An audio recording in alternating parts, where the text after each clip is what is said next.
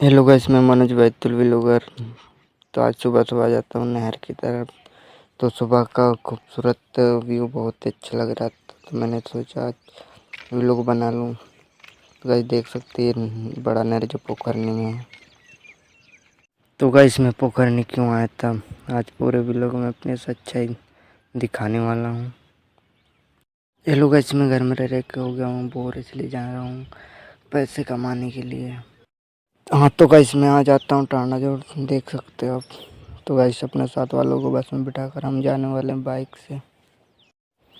साथ वालों को बस में बिठाकर मैं निकल जाता हूँ गाइस सफ़र के लिए। तो रास्ते में एक बाज़ार पड़ता है गवासन का, जिसका बाज़ार बहुत ही फेमस है।